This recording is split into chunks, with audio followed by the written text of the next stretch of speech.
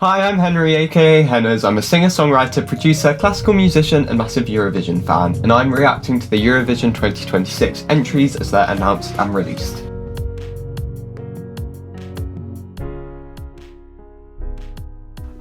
So, today I am reacting to the Eurovision entry for the United Kingdom of Great Britain and Northern Ireland. I'm claustrophobic, Darren! The return of the sausages, the hostages. Where's the door gone? If you don't know me, I'm meant to the B. I still refer to him as dodgy gay. Don't get married, fuck till you drop, and then just buy a house. Such fun! I'm going to be so honest, I feel like this is the video I've been dreading the most, and I feel like I can say that as a British person, just because I'm not the biggest fan of the BBC at the moment. First of all, for their questionable approach to Eurovision, and also just because of other things that you can probably guess if you're British and know anything about the BBC. But anyway, I just don't quite understand the BBC's methodology and approach to Eurovision at the moment. I feel like some broadcasters don't have a whole load of money but are using the contest as a platform. Some just enjoy being part of Eurovision, don't necessarily care too much about winning, so just send an entry, and if they get a good result, that's a bonus. Some are quite obviously pushing for the win, and then some don't necessarily care about winning but are always going to send something good so they don't look bad. The BBC, I just can't tell where they are amongst that, because it's been quite clear with a lot of the entries they've sent, Sam Ryder obviously an anomaly, that it's nowhere near winning worthy and not even top 5. No shade to the artists at all. I've loved every single artist. I always think they're lovely and I enjoy their songs too, but just in modern 2020's Eurovision, it doesn't quite match the current formula that a winner tends to align with, if that makes sense. But I am glad that they seem to have taken a bit of a risk with this year's entrant, so I'm excited to check this out. Sorry to be negative, but I am excited and I'm sure I will enjoy this either way. So this guy, Look Mum No Computer, seems really interesting. When he was announced, I did a sort of deep dive through his TikTok, through his background. All of these machines and stuff he creates are just so cool, mind-blowing. Seems like an absolute genius. Not quite sure how that's going to translate to the Eurovision stage, because obviously he can't be doing all this machine stuff there. Well, not live anyway. This song is called Eins, Zwei, Drei, which is an intriguing title, obviously in German. Is this going to be a nod to dancing Lascia Tumbai? Who knows? I'm checking out the official music video as this is an internal selection, so there's no live performance yet. Because of that, there probably will be more copyright and I'll have to make cuts and edits, but the full reaction will be available on my Patreon if you're interested in seeing more of my reaction, but I'll do my best to keep as much in. At the beginning of the season, I was doing really well with copyright claims. I was getting like none, but recently I felt like every single video keeps getting more and more, so that's a bit annoying, but I promise I will try my absolute best. Okay, I can't put this off any longer. This is probably the earliest I've been to a reaction, because usually they're like released late at night and by the time it's like 10:30, I'm not going to set everything up to record, so it's usually the morning after, but the video was only released a couple of hours ago, so this is exciting. So let's take a look at Look Mum No Computer, Eins, Zwei, Drei. Love this setup we've got. Obviously very clear, sorry, I know I've not even pressed play yet, but obviously a very clear visual identity, which is always really good. I hope they don't kind of make the same mistake with Remember Monday, whose music video had this really cool kind of country estate aesthetic that just really wasn't translated well in the staging at all. I actually looked up who the creative director is going to be, and it is the guy who staged The Code and Cha Cha Cha, so that's promising. Let's actually listen. Okay, already synth the electronic sounds.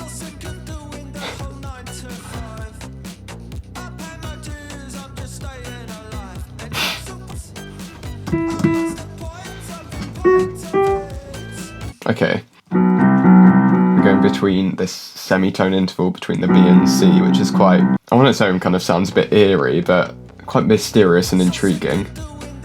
We've got this higher synth riff, so with this conversational spoken. Quite high range there, but more shouty delivery. Ooh. So he's not enjoying his office job, is the vibe I'm getting here.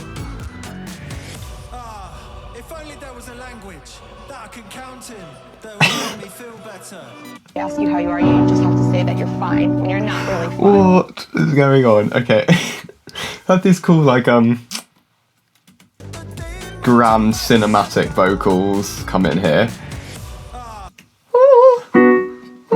B minor, which is quite intriguing. Actually, no, it's not that crazy, but these cool chanty vocals, and then this foreshadowing where we're going. I'm interested to see what we do with the chorus. This thing's terrifying and I love it.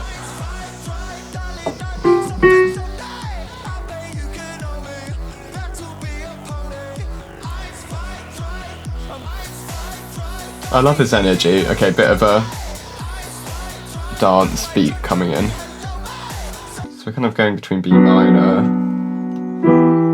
E minor, so quite standard chord progression, but obviously going for more of a humour entry. Lyrics don't seem crazily deep or anything, which is absolutely fine. Don't need that for everything. Don't know too much how this humour will like translate to a European audience as much. It's kind of a really unfortunate maybe comparison that's coming to my mind was Ollie Mers's newest work of art. It's reminding me of that slightly. Yeah, so very synthy sounds, obviously. Don't quite get the purpose of the German. So it's English, British archetypes thrown in here. No, I'm really appreciating all of this visual stuff. Very high budget, it seems. Back into the chorus. Not too much variation between verse and chorus, kind of all quite heavy. It's very distinct. Vocally, I should say it's more of a shouted tone. I don't think he's like a trained singer in the same way, and that's absolutely fine. But some of these notes are actually in quite an impressive range. I'm kind of hoping that he will be working with a vocal coach so his voice doesn't wear out throughout the season, because I feel like that is a big possibility and something that has happened to a few Eurovision artists before, just because you're doing all these pre-parties and rehearsals and stuff. But yeah, to be honest, like this range vocally is quite impressive, even though he's not using like vibrato or cool riffs and runs. Maybe there's jury appeal there. I'm just trying to think. I don't know where else there might be jury appeal. Maybe in the staging, but I love his visual identity, really cool creative ideas. The song composition isn't groundbreaking by any means. Is there that scream vocal? I hope that thing with the teeth comes to Eurovision. Okay, a bit of a breakdown. Intense, sonically. And I've got claps here. The lyrics. Okay. So we actually go into this 12/8, so a bit of a time signature change. So obviously we're going Eins, Zwei, Drei. So it's going 1, 2, 3, 4. We're counting in fours. And we go to more of a 12/8 swung rhythm here. 1, 2, 3, 1, 2, 3, 1, 2, 3, 1, 2, 3, 1, 2, 3. So that's an interesting composition feature. Nice way to develop the song. This is reminding me of something. I don't know what.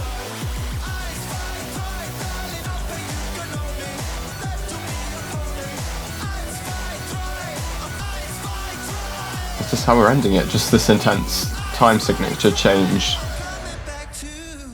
Oh. Oh. Okay, I'm gonna go back to that fun ending bit. I like how he's kind of really just going all out, not ashamed, not really taking himself too seriously, just having the time of his life. Love that for him. So we had a bit of a run there. Coming back to yeah, this is so fun. Oh, are these the White Cliffs of Dover? Seven Sisters? That's my terrain. Well, not quite, but not far. Okay. So the BBC's approach is obviously something slightly different, and obviously televote has been the biggest issue. So maybe they're going for something more humorous that they think may pick up points from the televote. I don't really think there's anything quite like this in the same way in the contest at the moment. I'm interested to see how this is staged. I will say that. I'm going to have a look at the lyrics now. Eins, Zwei, Drei. So sick of doing the whole 9 to 5. I pay my dues, I'm just staying alive. And I'm so bored of it. Oh, what's the point of it? Paracetamol to quench the pain. The office cubicle has me trapped again. It's a bit of a contrast to Dolly Parton. So breaking free from that 9 to 5 mundane life. If only there was a language I can count in that would make me feel better. Oh yeah. Don't quite know. This is a bit I was slightly confused about. I don't know if there's anything deeper going on there. Darling, I need something salty with a slice of pepperoni. I'll pay. You can owe me. That'll be a pony. Trippy lyrics with this electronic synthy sound. Quite an interesting combo. Got me feeling okie dokie. Goodbye drudgery. Hello me. So light you can throw me. Kill it karaoke. These rhymes. Counting in English doesn't cut the mustard. So sick of munching roly-poly with custard. Oh, so the switch to the German is a metaphor for breaking out of a mundane routine, maybe? I've always been a fan of aviation, jumping on a plane to another nation. Okay, bit of a universal feel. All my pounds, they feel counterfeit. I need some euros to count on it. Do you think maybe the government had something to play with the selection of the song and they put this lyric in as a teaser that we're rejoining the EU? We can only hope and dream. Okay, I mean, I think I get the general gist of the lyrics here. I feel like we kind of tried the English-British archetype thing last year and that wasn't overly successful. But I'm going to take a look at how I think this could do in the contest now. So if we look at the UK's record, slightly chaotic, which is kind of what I was saying earlier. I feel like the BBC don't really have a solid game plan or method here. I think Sam Ryder was like a lucky accident almost. They go radio friendly, but different genres of radio friendly each year, and Sam Ryder just happened to actually be the right kind of formula for a successful Eurovision entry that year. How do I think this song could do? Jury, I worry. I really don't think this is going to pick up many points at all, if any, so maybe we'll have the opposite issue to what we've been having the past couple of years. So yeah, jury, I just can't really see this being appreciated by any means. There are humour entries, even Tommy Cash did quite well in 9th, and then I think Greece may actually do very well with the juries this year, but the thing with those two is there's a bit more kind of commentary behind it, and a bit more artistic novelty with slight deeper meaning, whereas something like Vibes song from last year, which was fun and upbeat, didn't do well because I feel like it was lacking the maturity and complexity as much as I absolutely adore Vibe. I think that's why it did worse in the jury, and I feel like that may be the issue that the UK have this year. With the televote, I don't know. A humour entry is not an automatic guarantee for a big televote. We've seen that with Finland. No Rules didn't do great with the televote. Didn't do too bad. They got like 30 something points, but I mean it's not ideal. If we're getting like 0 to 5 jury points plus 30 points, that's like 35. That's bottom 5, possibly bottom 3 for sure. I don't know. Maybe 30 points is ambitious. I don't know. I think depending on staging, maybe this could be another potential 0, but it also could pick up a few points. I can't see this getting many more points than like 40. Meaning I think this could... I don't want to be pessimistic because I love him and love his energy and I want to be proven wrong here. We are working with a good staging director, so hopefully this performs a lot better in the televote, but my current prediction is about 40 points overall, probably coming in about 22nd place. Is my current prediction, but that is a first initial prediction. Please don't hate me. I think he looks great. I think the song's fun. I'm excited to listen to the studio edit properly. Okay, looking at the jury criteria here, for a composition I've given it a 7 out of 10. All these synthy layered sounds were really interesting and unique, really cool. I really enjoyed, I think my favourite part of the song was that switch up where we went into the time signature change. For that final build up, it actually felt a bit darker and grittier. I think that was a cool way to develop the song. I think interestingly, like I said, even though the song was quite intense throughout, there wasn't a whole load of dynamic shift, it still kind of maintained my engagement, so that was good. I think the slightly confusing lyrics maybe bring the score down slightly, and like chord choices and stuff weren't crazily complex. vocal capacity of artist a 7. He used to call like more screamy techniques, and like I said, was actually in kind of an impressive range. We had the contrast between the speak, kind of more conversational stuff, and the singing. Obviously he has the advantage that I'm listening to the studio recording and not a live performance, but if he does a live performance I'll react to like the pre-party stuff. Some of that might be on Patreon, some of it might end up on YouTube, I'm not too sure at the moment. Depends on demand. So it's actually hard to know how well he sings this live, but that's based on what I've heard now. Performance on stage at 8, I can only imagine that they are going to bring, well, first of all, props, because the BBC love a prop, but like quirkiness, crazy, whimsical energy, a lot of his machines. So I feel like hopefully the vibe is really explored well on stage. I feel like staging the past couple of years has had the opposite issues. 2024, the staging was really cool and cinematic, but too avant-garde and alienating for casual viewers. And then last year, I just think they went more, try to create a vibe rather than tell a story, and it just fell a bit flat. I just feel like while staging is becoming so much more competitive, it was just a bit lackluster, maybe. The staging was kind of, they started on that pink thing, walked to the chandelier, walked around it, and then walked back to the pink thing, and that was kind of the whole staging. Overall impression here, like 5 or 6, maybe. Yeah, I feel like this is more like of a personal category. Like for my music taste, this isn't really something I'd listen to a whole load. There's nothing really I resonate with, but I do really love him as an artist. I think he's really interesting. Don't know how well this song shows off his capabilities as an artist, but I mean, interesting choice, and like props to the BBC for being a bit more out there and choosing something a bit different for this year. So maybe they kind of had a battle between his experimentation and being more conventional and digestible for a Eurovision package, and had to go with a bit of a middle ground. This brings it to a total of 28 out of 40, which, yeah, like I said, is probably not really enough to do great with the jury, but I don't think that's the BBC's target and intention with this entry anyway. So please, if you've got any more info about Look Mum No Computer, any more information about the song and the staging and inside information you might have,